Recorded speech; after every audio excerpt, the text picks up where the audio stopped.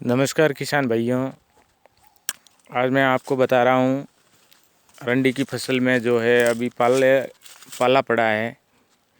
पिछले दिनों जो है इसमें सर्दी इस साल बहुत कम रही और 2020 के जाते जाते दिसंबर माह के लास्ट पखवाड़े में जो है मैं सर्दी ने बहुत ज़्यादा दस्तक दी है और इसमें खासकर अरंडी की फसल को किसान भाइयों के लिए ये मतलब बहुत नुकसानदायक बात है। बहुत नुकसान पहुंचा इन्हें। अरंडी की फसल में पाले से पूरी तरह से इनकी फसल जो है चौपट हो गई है। मैं आपको बताना चाहूँगा, ये जो इनकी पत्तियां हैं इस तरह से सिकुड़ करके और ये पूरी तरह से जल गई है। आप देखिए ये, और इस तरह से ये मुरझा गई है। ये देखिए आप, ये हालत हो गई है।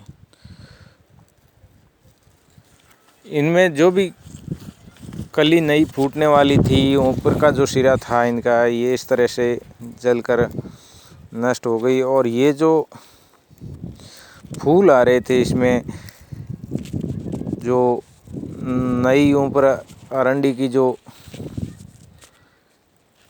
ये बिल्कुल ख़राब हो गई है। ये इस तरह से पौधे जल गए हैं। तो एक तरह से कह सकते हैं कि किसानों के अरमानों पर मौसम ने अपना पूरा रौब दिखाते हुए पानी फेर दिया है।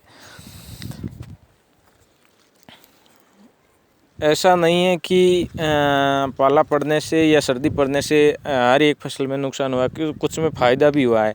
जैसे लोगों ने, किसानों ने बो रखा है जीरा है, इसब है, जीरा इसबगोल, सरसों, रायडा और गेहूँ वगैरह जो फसल लगा रखी है, उनमें किसानों को फ़ायदा भी हुआ है।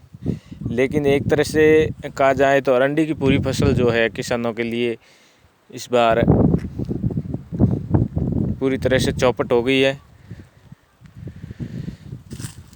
और ऊपर से केंद्र सरकार द्वारा लाए गए 3 कृषि बिलों के विरोध में किसान तो वैसे भी सड़कों पर है, और अब इस पाले ने और सड़कों पर ला दिया है किसान को।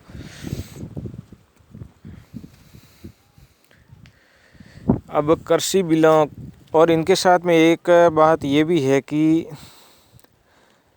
कॉन्टेंटिंग का जो फार्मिंग है, कॉन्टेक्टिंग फार्मिंग जो वैसे यूपी साइड में कुछ किसान जो उसके तहत खेती करते भी है, जो गन्ना किसान हैं, उनका भुगतान नहीं होता है। बात सुप्रीम कोर्ट तक जाती है।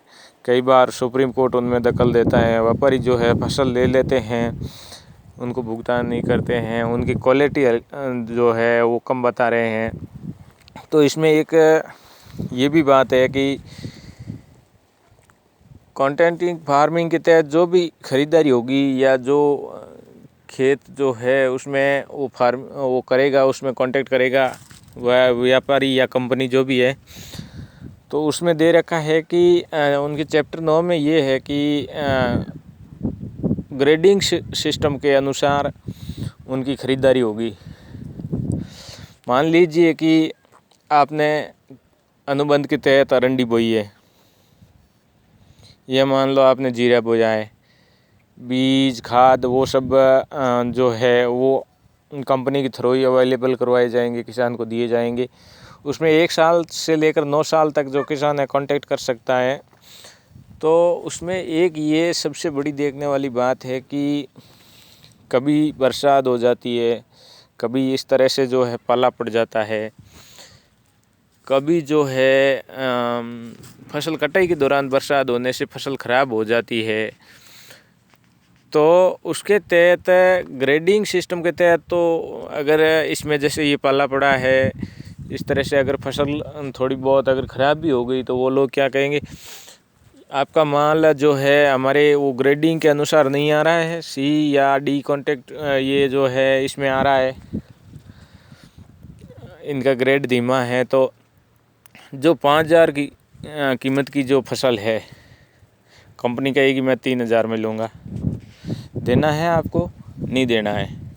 अगर नहीं देना है तो वो कॉन्ट्रैक्ट के तहत किसान को उसमें वो क्या है डिफ़ॉल्ट बताएंगे, और उसमें वो जो है फसल के दौरान जो खर्च आया उसमें जो कंपनी ने प्रोवाइडर कराई कुछ चीज़ें, तो वो किसान को ब्याज सहित कंपनी को देना होगा, उनका माल नहीं लिया जाएगा। तो बेचारा किसान क्या करेगा, 5,000 की चीज़ है वो 3,000 या 2,500 में देगा। तो उसके बाद में कंपनी क्या करेगी, उसमें से खाद और बीज के पैसे जो है वो काट कर किसान को देगी।